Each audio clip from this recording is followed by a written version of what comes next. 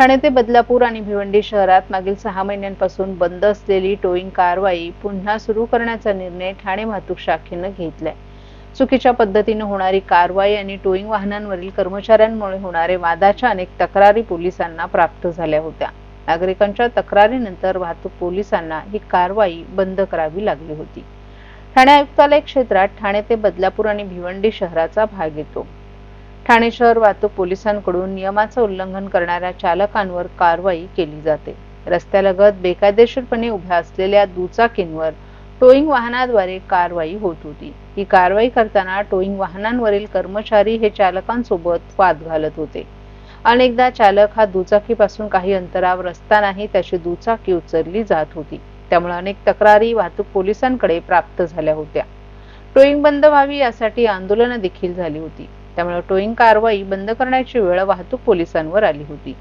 आता ही टोईंग कारवाई पुन्हा सुरू करण्याचा निर्णय ठाणे वाहतूक शाखेनं घेतलाय। टोईंग वाहनावर सीसीटीव्ही कॅमेरे आणि उद्घोषक बसवण्यात आले आहेत। या सीसीटीव्ही कॅमेऱ्यांमधील 10 दिवसांचं चित्रीकरण जतन केलं जाणार आहे। उद्घोषकावरून उद्घोषणा केल्यानंतर वाहनांवर कारवाई केली जाईल असं वाहतूक शाखेचे पोलीस उपायुक्त पंकज शिरसाट यांनी स्पष्ट केले। टोईंग व्हॅन मागच्या 6 महिन्यापासून आपल्याकडे आपण बंद केल्या होत्या। त्याला सीसीटीव्ही आणि त्याचे मेगाफोन्स वगैरे कार्यरत नव्हते।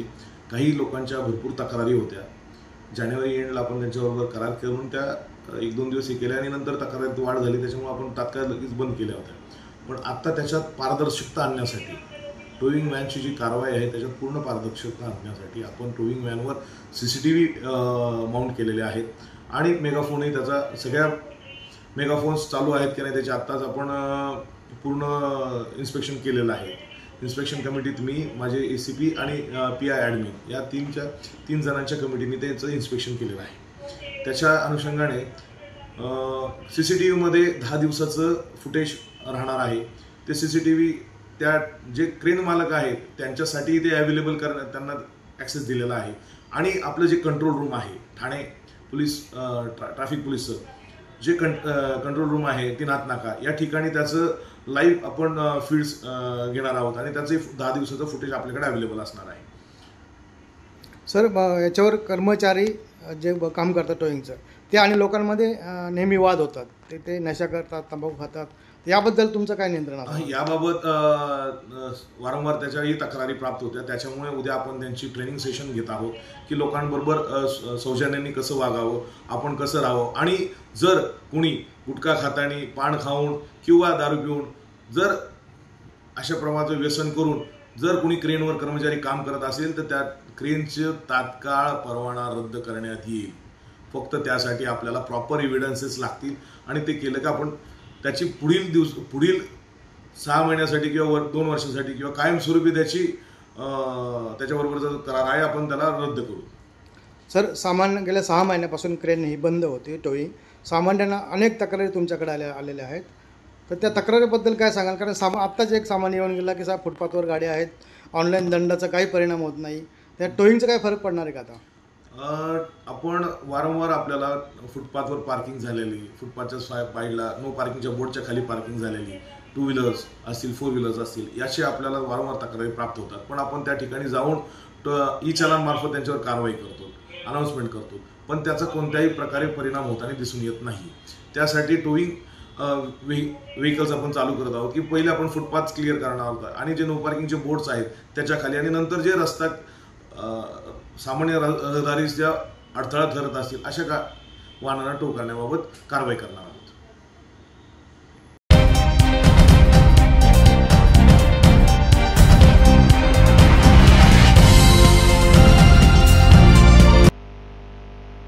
ठाणे महापालिका क्षेत्रातील नाले आणि गटारांमधील पाणी वस्त्यांमध्ये शिरल्यानं जनजीवन विस्कळीत होत आहे। ही बाब लक्षात घेऊन ठाणे महापालिका क्षेत्रातील प्रमुख 8 नाल्यांवर सेन्सरमुळे नाल्यातील पाण्याची पातळी समजणार असल्यानं पूरमुक्त ठाणे ठेवण्यास मदत होणार आहे। दरवर्षीच्या तुलनेत यंदा पावसानं लवकरच हजेरी लावल्यानं ठाणे महापालिकेचा आपत्ती व्यवस्थापन विभाग सज्ज झालाय। शहरातील नालेसफाईची कामं जलद गतीने पूर्ण करण्याची तयारी एकीकडे सुरू आहे, तर दुसरीकडे पावसाळ्यात नाले आणि गटारे तुंबून त्याचं पाणी रस्त्यावर येऊन जनजीवन विस्कळीत होऊ नये यासाठी पालिका प्रशासनानं उपाययोजना करण्यास सुरुवात केली आहे।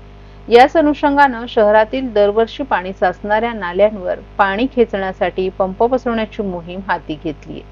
त्याचबरोबर वृंदावन, ठाणे कॉलेज, साकेत, मुंब्रा स्मशानभूमीत नाला, गायमुख, हिरानंदानी इस्टेट आणि आणखीन 2 नाल्यांवर सेन्सर लावण्यात येणार आहेत। यामुळे नाल्यातील पाण्याची पातळी तसंच धोकादायक परिस्थितीचा अंदाज सेन्सरच्या माध्यमातून दिला जाणार आहे।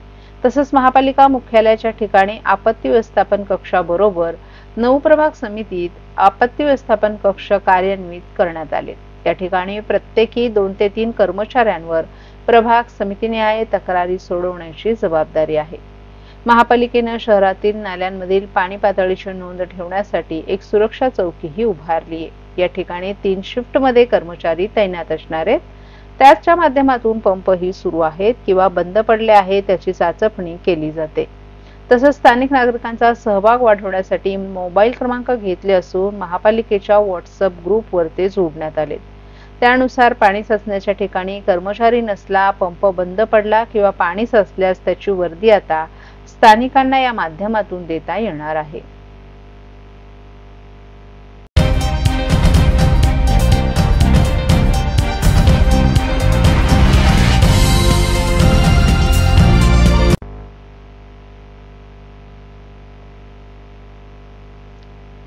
वाहतुकीचे नियम मोडणाऱ्या मुजोर रिक्षा चालकांमुळे पादचारी तसंच प्रवाशांना प्रचंड मनस्ताप सहन करावा लागतोय। अनेकदा अपघाताचाही सामना करावा लागतो। अशा वाहन चालकांची तक्रार करणारी प्रक्रिया किचकट असल्यानं प्रवासी तक्रार करण्यासाठी पुढे येत नाहीत। याचाच गैरफायदा मुजोर वाहन चालकांना होत आहे। परंतु आता अशा वाहन चालकांना प्रवासी पादचारी दणका देऊ लागलेत। वाहतूक पोलिसांनी सुरू केलेल्या नागरी पोर्टलवर लोकांकडून तक्रारीचा पाऊस पडू लागलाय। अवघ्या 5 महिन्यात सुमारे 2000 जणांनी चालकांच्या चुकीच्या वागण्याच्या तक्रारी केल्यात। यात मुजोर रिक्षा चालकांचा जास्त समावेश आहे। वाहन चालक आणि नागरिकांच्या सुरक्षिततेसाठी वाहतुकीचे नियम पाळणं अत्यंत महत्त्वाचं आहे। अशा नियमांचा भंग करणाऱ्यांवर वाहतूक विभागाकडून वेगवेगळी कारवाई केली जाते। परंतु अनेकदा अधिकारी कर्मचाऱ्यांची कमतरता आणि तक्रारींसाठी लागणाऱ्या किचकट प्रक्रियेमुळे वाहतुकीचे नियम मोडणाऱ्या वाहन चालकांच्या गुन्ह्यांना अनेकदा अभय मिळते। त्यामुळे अशा वाहन चालकांची मुजोरी वाढून प्रवाशांच्या जीविताला धोका निर्माण होतो। वाहनांच्या प्रवासी क्षमतेपेक्षा जास्त प्रवाशांची वाहतूक करणं, मनमानी भाडं आकारणं, नो पार्किंग मध्ये गाड्या उभा करणं, बेदरकारपणे वाहन चालवून दुसऱ्याच्या जीविताला धोका पोहोचवणं अशा अनेक प्रकारच्या थेट तक्रारी करण्यासाठी वाहतूक विभागानं नागरी पोर्टल सुरू केले। या पोर्टलवर नागरिकांनी तक्रारींचा पाऊस पाडला असून त्यांच्यावर दंडात्मक कारवाई केली जाते। वाहतूक विभागानं सुरू केलेल्या व्हॉट्सअप आणि मदत क्रमांकावर नागरिकांना तक्रारी पाठवता येतात। वाहतूक पोलिसांकडे आलेल्या तक्रारींची तात्काळ शहानिशा करून संबंधित वाहन चालकांवर ऑनलाईन दंड पाठवला जातो। जानेवारी ते मे या 5 महिन्यांच्या कालावधीत नागरिकांनी नागरी पोर्टलवर वाहतुकीचे नियम न पाळणाऱ्या 1964 वाहन चालकांवर तक्रारी केल्यात। अनेक नागरिकांकडून या पोर्टलवर तक्रार करण्याची प्रक्रिया चुकत असल्यामुळे अनेक वाहन चालकांची दंडापासून सुटका देखील होत आहे। त्यामुळे नागरिकांनी तक्रार करण्याची पद्धत अभ्यासून योग्य प्रकारे तक्रार करावी। वाहतुकीचे नियम मोडणाऱ्या एकाही वाहन चालकाच्या चुकीला माफी देणार नाही असं ठाणे वाहतूक विभागाचे उपायुक्त पंकज शिरसाट यांनी सांगितलं।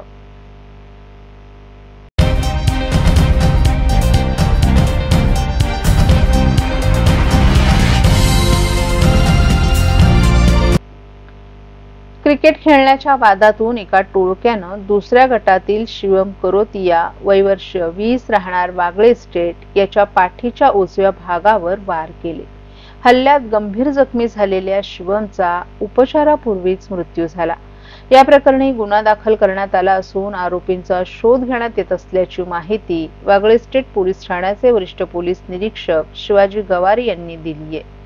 वागळे इस्टेट साठेवाडी भागात सोमवारी सायंकाळी 5 वाजता ज्ञानसाधना कॉलेज जवळ भावेश करोतिया वय वर्ष 16 हा मुलांसह रवी शर्मा वय वर्ष 19 याच्याबरोबर क्रिकेट खेळत होता। दरम्यान भावेशचा खेळण्यावरून रवी बरोबर वाद झाला। रवीनं भावेशला मारहाण केली। या वादानंतर भावेशनं कुटुंबियांच्या आग्रहावरून वाद मिटताही घेतला।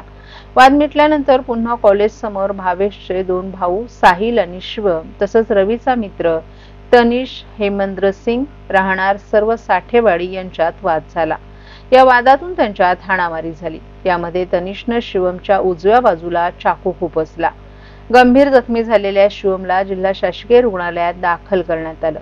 प्रकृती चिंताजनक असल्यानं त्याला हाजूर येथील महावीर जैन हॉस्पिटलमध्ये उपचारासाठी दाखल केलं। मात्र उपचारादरम्यान शिवमचा काल सायंकाळी 6:45 वाजण्याच्या सुमारास मृत्यू झाला।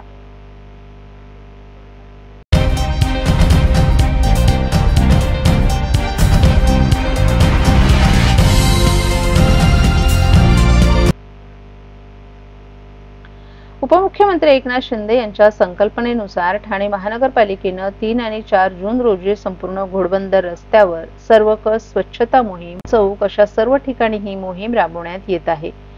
आज सकाळी या मोहिमेस सुरुवात झाली। बुधवारी सकाळी ही मोहीम सुरूच राहणार आहे। महापालिका आयुक्त सौरभ राव यांच्या निर्देशानुसार माजिवडा मानपाडा प्रभाग समिती अंतर्गत घोडबंदर रोडवर दुतर्फा सर्वकष स्वच्छता मोहिमेचं नियोजन करण्यात आले। कापूरबावडी ते पातलीपाडा ते हायपर सिटी ते नागला बंदर आणि नागला बंदर ते गायमुख असं रस्त्याचे 4 विभाग करण्यात आले असून त्या प्रत्येक विभागासाठी समन्वयक अधिकारी नियुक्त करण्यात आले। प्रत्येक विभागासाठी समन्वयक अधिकाऱ्यासोबत सहाय्यक आयुक्त, आरोग्य अधिकारी, कार्यकारी अभियंता, उपअभियंता, उपमुख्य स्वच्छता निरीक्षक, कनिष्ठ अभियंता आणि स्वच्छता कर्मचारी यांची नियुक्ती करण्यात आली आहे। संपूर्ण घोडबंदर रोडच्या स्वच्छतेवर लक्ष केंद्रित करण्यात आले। या मोहिमेत मुख्य रस्ता, सेवा रस्ता, दुभाजक या ठिकाणी कचरा काढणं, डेब्रिज उचलणं, दुभाजक स्वच्छ करणं, नाले आणि गटारातील गाळ उचलणं, रस्त्याची साईडपट्टी स्वच्छ करणं, झाडांच्या कापलेल्या फांद्या उचलणं आदी कामं करण्यात येत आहेत। मोठ्या प्रमाणावर अधिकारी आणि कर्मचारी यात सहभागी झाले असल्याची माहिती अतिरिक्त आयुक्त प्रशांत रोडे यांनी दिली आहे।